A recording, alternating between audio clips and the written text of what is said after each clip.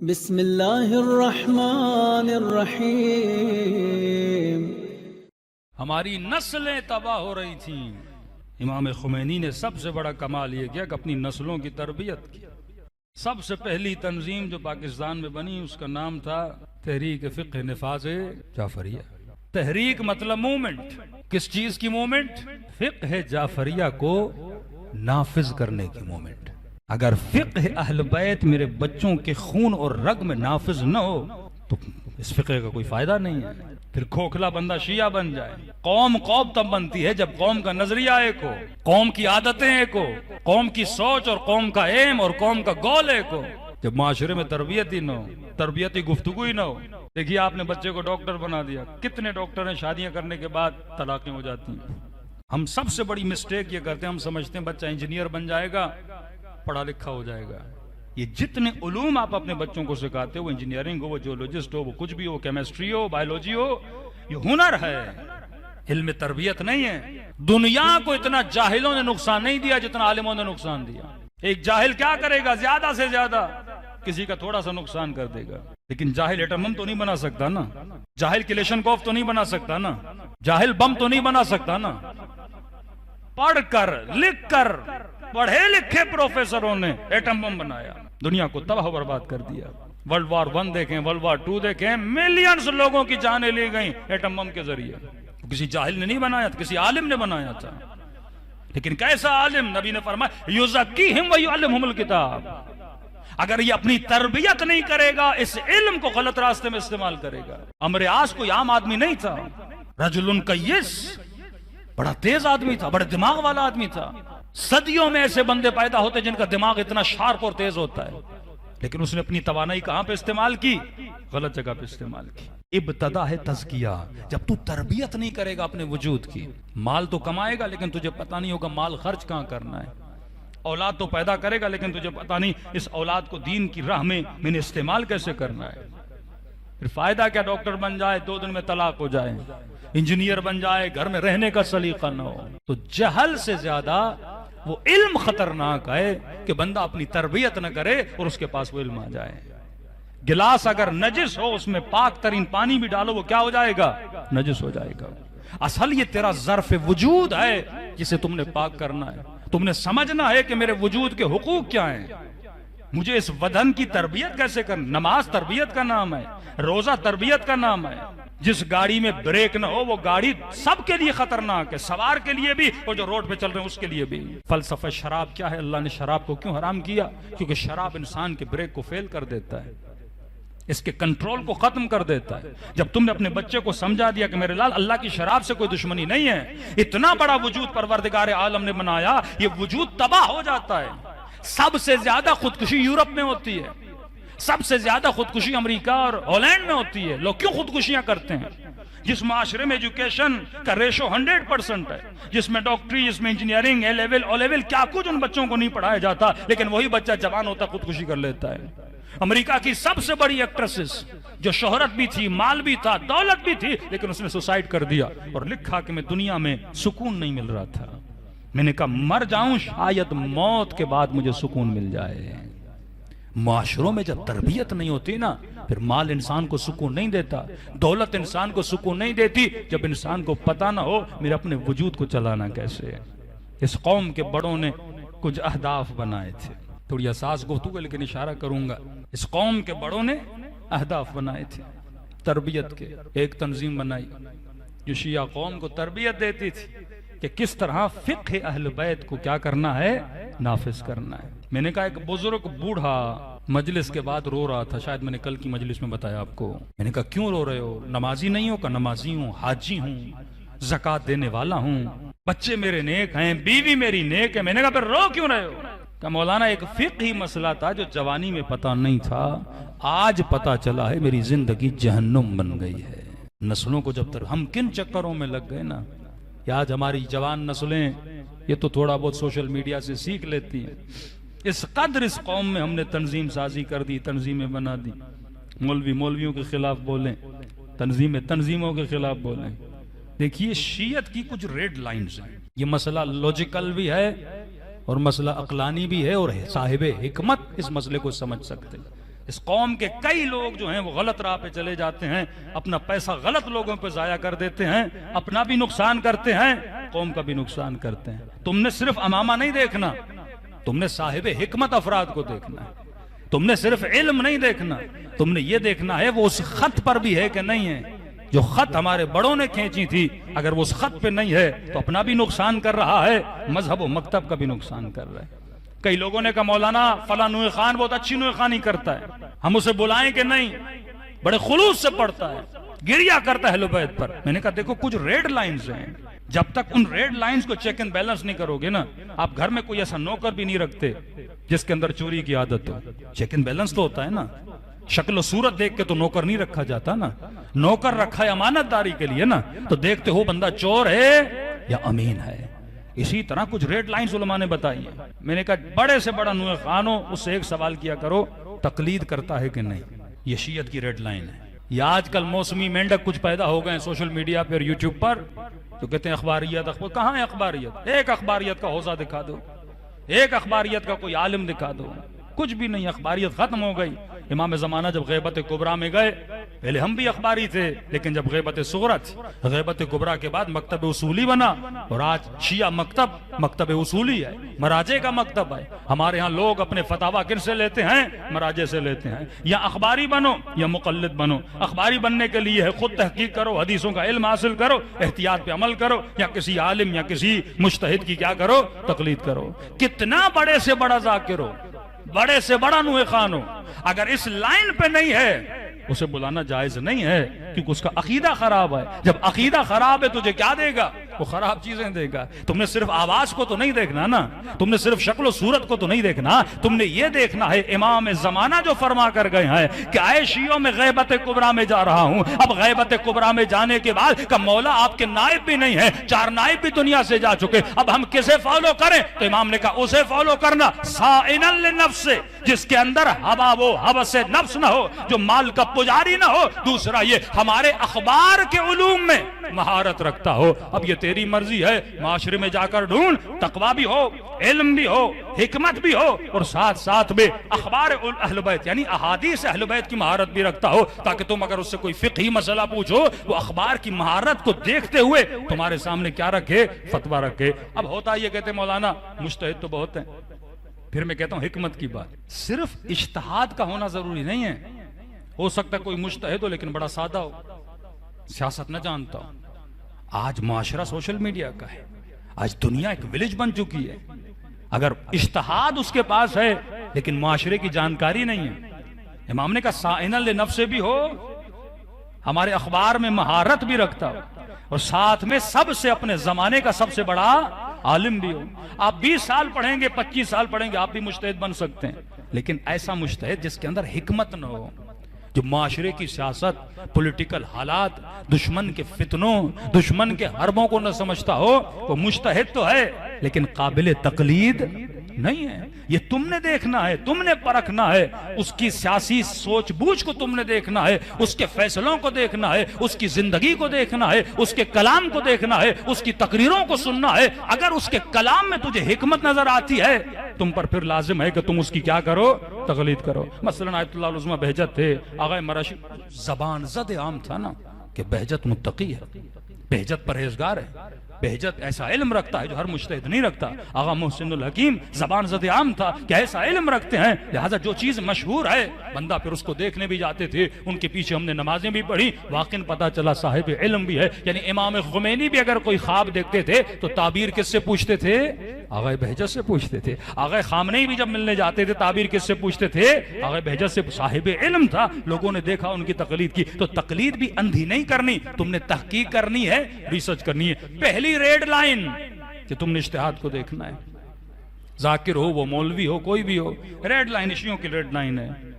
وہ نجف کا شیعہ ہو، وہ قم کا شیعہ ہو، وہ لبنان کا شیعہ ہو، ایک ٹوٹل ریڈ لائن ہے کہ وہ ذاکر، وہ خطیب ہو، کم از کم عقیدہ اجتہاد کو کیا کرتا ہو؟ مانتا ہو۔ کیونکہ یہ خلاف عقل ہے کہ بندہ بولے میں کسی کی تقلید نہیں کرتا۔ بھائی کسی نے کسی کی تو تقلید کرتا ہے، یا عالم کی کرے گا یا جاہل کی کرے گا، تقلید تو ضرور کرے گا نا۔ بیمار ہو تو بندہ ڈاکٹر کے پاس، اس ٹاپک پہ زیادہ بولنے کی اس پر گنجائش نہیں ہے۔ پہلی چیز تقلید ہے۔ دوسری چیز خمینی صاحب نے ایک انقلاب برپا کیا، ایک اسلامک ریولیشن لائی. انہوں نے کہا ضرورت ہے کہ غیبت امام زمانہ میں ہم شیعہ ہاتھ پہ ہاتھ نہ رکھیں. 500 سال تک شیعوں پہ ظلم ہوا. 500 ایئرز، 200 ایئرز بنو امیہ اور بنو عباس کے، 300 ایئرز عثمانی دور کے. 500 سال آپ پہ ظلم ہوا. حکومتوں نے آپ کو مارا، آپ کو غارت کیا، آپ کو ہجرتیں کروائیں، نسلوں کو کاٹا. 500 سال صرف عثمانی حکومت نے مور دین 2.5 لاکھ کے قریب اس نے شیعوں کو قتل کیا. کئی مرتبہ اس نے ایران پہ حملہ کیا، اصفہان کے مومنین کو مارا، مختلفوں کو مارا. لیکن یہ بھی ایک عالم ہے کہ انہوں نے یورپ کو بھی فتح کر لیا، لیکن عثمانی حکومت ایران کو کبھی فتح نہیں کر سکی. یعنی اس وقت بھی ان کے سامنے جو ڈٹ کے کھڑے تھے وہ شیعیان حیدر کرار تھے. تو اس مکتب کو امام خمینی کا ضرورت ہے. ہم کب تک شہنشاہیت کے پیچھے رہیں گے؟ اگر ہم نے دنیا کو بتانا ہے کہ ہمارے پاس بہترین نظام ہے، حق حکومت اہل بیت علیہ الصلوۃ والسلام کو ہے، تو جب تک امام زمانہ کا ظہور نہیں ہوتا ہم امام زمانہ کے آنے سے پہلے ایک امام زمانہ والی حکومت کو قائم کریں گے.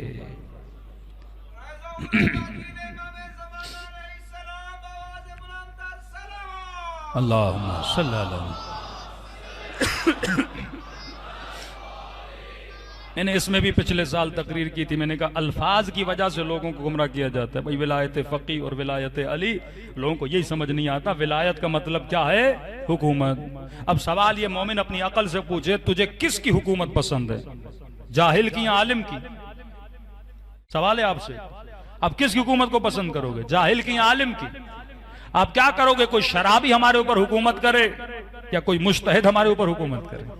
آپ کیا چاہو گے؟ جو 12 امام کو مانتا ہے وہ ہمارے اوپر حکومت کرے، جو نسل علی سے ہے وہ ہمارے اوپر حکومت کرے، جو فرامین اہل بیت کو جانتا ہے وہ ہمارے اوپر حکومت کرے؟ ہر عقل مند بندہ کہے گا مولانا کوئی صالح، کوئی عالم، کوئی عادل، کوئی اہل بیت کا ماننے والا جس کے دل میں علی کی ولایت ہے، جس کے دل میں سیدہ کی محبت ہے، وہ ہمارے اوپر حکومت کرے. تو امام خمینی نے کہا ہم شہنشاہ یعنی کسی یزید کی حکومت کو برداشت نہیں کریں گے. اگر ہمارے پاس طاقت ہے، قوت ہے اور شیعہ معاشرہ اکثریت میں ہے تو ہمارا حق ہے کہ ہم اپنے بچوں کے اوپر وہ حکومت نافذ کریں جس میں فرامین علی اور اولاد علی کو سکھایا جائے. عقل کا فیصلہ تھا تو کہا ولایت فقی. اب ولایت کا لفظ استعمال نہیں کرے، لوگوں کا ذہن بڑا محدود ہے. حکومت فقی بول دو. اب لوگوں کو عربی سے مسئلہ ہم اردو میں بول دیتے ہیں. یا حکومت علی کی ہو یا حکومت فقی کی ہو. اگر امام ہیں تو یہ حکومت کس کا حق ہے؟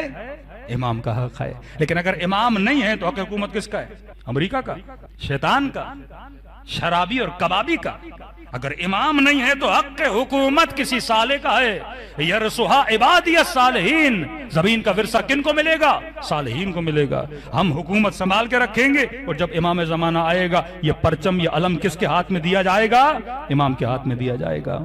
شیعت نے کتنی ترقی کی. آج آپ دیکھیں ایران کے حالات کتنے بگڑ چکے ہیں. کسی نے کہا مولانا حالات بگڑ چکے. میں نے کہا گھبراؤ نہیں. جس حکومت پہ امام زمانہ کا ہاتھ ہو، ہاں یہ ہمارا اٹل فیصلہ اور یقین ہے کہ جب تک حجت کا ظہور نہیں ہوتا خدا اس حکومت کی کیا کرتا ہے؟ محافظت کرتا ہے. خطرات ہوتے رہتے حکومتوں میں.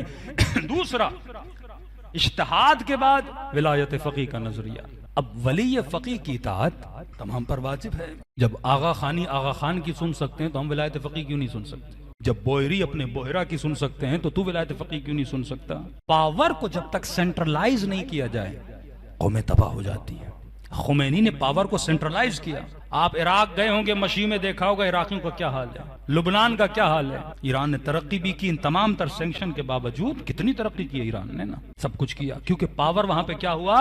سینٹرلائز ہوا. جو قومیں اپنے پاور کو سینٹرلائز کرتی ہیں وہ قومیں کامیاب رہتی ہیں. پاکستان میں ایک سسٹم بنا، تحریک فقہ نفاذ جعفریہ. قیادت کا انتخاب ہوا. قیادت کو ویریفائی کون کرتا تھا؟ ولی فقی. شہید حسینی کی قیادت کو کس نے ویریفائی کیا؟ ولی فقی نے. ہمیں لینتھ اور لائن کہاں سے لینی ہے؟ ولی فقی سے لینی ہے. دو سسٹم ہیں. اگر آپ ولایت فقی کو نہیں مانتے تو اپنے اندر ایک علماء کا گروہ بناؤ جو قیادت کا کیا کریں؟ انتخاب کریں. جب تک پاور سینٹرلائز نہیں ہوگا شیعہ بکھرے رہیں گے. لوگ یہ سمجھتے ہیں آج میں مولوی ہو کر تھوڑا بہت فیم مل جائے، تھوڑا بہت مشہور ہو جاؤں اور میں پاکستان میں اعلان کروں بھائی میں نئی تنظیم بنا رہا ہوں، آ جاؤ ایک نئی قیادت کا ابتدا کرتے ہیں، ایک نئی تنظیم بناتے ہیں، آ جاؤ ایک سیاسی پارٹی بناتے ہیں، اس ملک میں کوئی سیٹیں جیت دیتے ہیں، تو واللہ یقین جانیے کچھ خفیہ طاقتیں میری مدد کریں گی، ہاں مجھے 4-5 چیزیں دلا دیں گی، میرے فہم کو بڑھانے کے لیے کچھ کریں گی، کیونکہ وہ شروع سے یہی چاہتے ہیں جتنے ہم دھڑوں میں بٹیں گے اتنا آپ کا پاور کیا ہوگا، تقسیم ہوتا جائے گا، آپ کی انرجی کیا ہوگی، تقسیم ہوتی جائے گی۔ یہ بیچارہ جوان جس میں دین کا جذبہ موجود ہے، اگر میں اسے تنظیموں میں تقسیم کر دوں گا، اب تم نے سینٹرلائز پاور کو کیا کر دیا، ختم کر دیا، لاکھ آپ کے اعتراض واقع خامنئی پر، لیکن وہاں کے علماء نے کہا کہ ہمارے لاکھ اعتراض ہو سکتے ہیں ان کے کسی فتویٰ پر، ان کے کسی فیصلے پر، فرض سے اختلاف رکھو، سسٹم کے دشمن نہ بنو، کیونکہ اگر سسٹم ہے تو فکر ہے، سسٹم ہے تو قوم باقی ہے۔ ہمارے پاکستان میں سب سے بڑی غلطی جو مولویوں نے کی وہ سسٹم کے دشمن بنے۔ آپ کا اختلاف کسی فرد سے تھا، آپ نے سسٹم کو کیوں ختم کیا؟ آپ کا اختلاف اپنے ملک کی قیادت سے تھا، آپ نے سسٹم کو کیوں ختم کیا؟ جب سسٹم تباہ ہوا تو کئی لوگوں نے نئے نئے سسٹم بنائے۔ یہ مکافات عمل ہے۔ جن لوگوں نے اس ملک میں ایک سسٹم کو توڑا تھا نا، آج وہی آپس میں لڑ رہے ہیں۔ یہ مکافات عمل ہے۔ جو وحدت کے نعرے بلند کرتے ہیں نا، آج ان میں وحدت نظر نہیں آتی، یہ مکافات عمل ہے۔ دشمن آپ کو ایک ایک کر کے مضبوط کرتا ہے تاکہ قوم کو کیا کیا جائے، توڑا جائے۔ واللہ قیامت کے دن جناب سیدہ کے سامنے یہ جواب دے ہوں گے جنہوں نے اس قوم کو ٹکڑوں میں بدلا۔ یہ جتنے شہید پشاور میں ہوئے ہوں، پارا چنار میں ہوئے ہوں یا کوئٹہ میں ہوئے ہوں، ان سب کے خون کے ذمہ دار ہیں وہ لوگ جنہوں نے اس ملک کے سسٹم کو توڑا۔ بھائی فیصلہ ایک کر دو۔ آج ہر بندہ اٹھتا ہے، خامنئی کا نام لیتا ہے، ہر بندہ کھڑا ہوتا ہے کہتا ہے میں ولایت، کون سی تنظیم ہے جو ولایت فقیہ کا نام نہ لے؟ ہر تنظیم کہتے ہیں ولایت فقیہ والے، ہم ولایت فقیہ والے۔ تم نے ایک بار ولی فقیہ سے پوچھا کہ پاکستان میں ان کا نمائندہ کون ہے؟ ایک بار ولی فقیہ سے جا کے پوچھو نا۔ کہتے ہیں ہاں ہمیں پتا ہے، ہم نے خود ایران میں معلوم کیا، دفتر رہبری سے معلوم کیا کہ پاکستان میں آپ کا نمائندہ کون ہے۔ میرا کسی تنظیم سے کوئی تعلق نہیں ہے، لیکن جو بات حق ہے، جو سچ ہے، آپ جا کے ان کی ویب سائٹ پہ ای میل کر دیجئے کہ بھائی پاکستان میں آپ کا نمائندہ کون ہے۔ ایران کی اخبار میں چھپتا ہے کہ ہمارا نمائندہ پاکستان میں کون ہے، انہوں نے برملا کا پاکستان میں نمائندہ ساجد علی نقوی صاحب ہیں، یہ خود بھی کہتے ہیں۔ یا کسی تنظیم کے فیور کی بات نہیں ہو رہی، اصولی بات ہو رہی ہے۔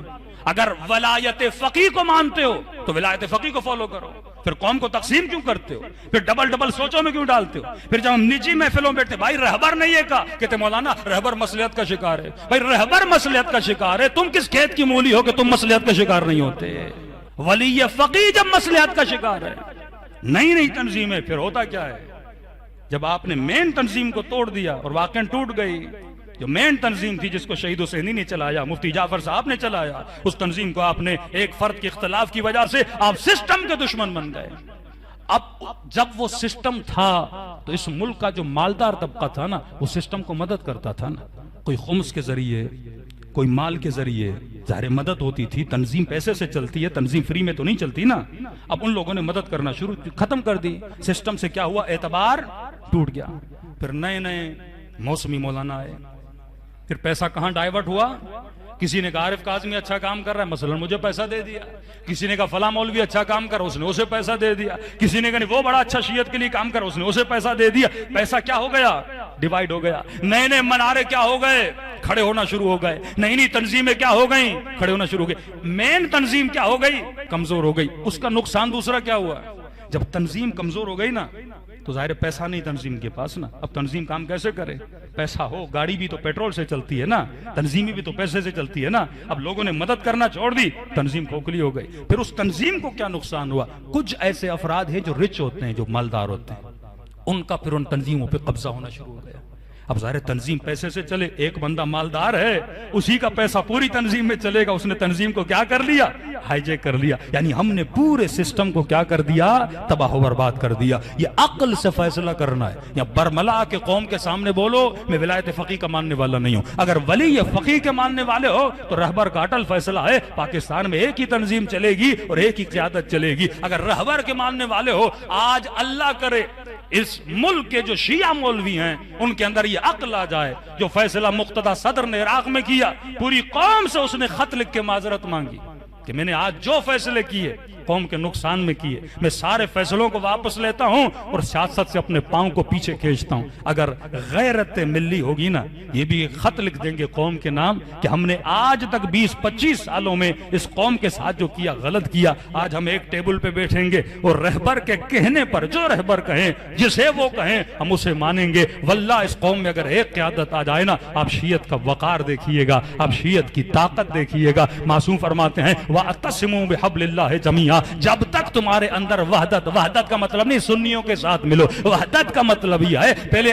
آپس میں اکٹھے ہو جاؤ. جب تم مضبوط ہو جائے گا دشمن تیرا بال بھی بھیگا نہیں کر سکتا. صلوات پڑھے محمد و آل محمد پر.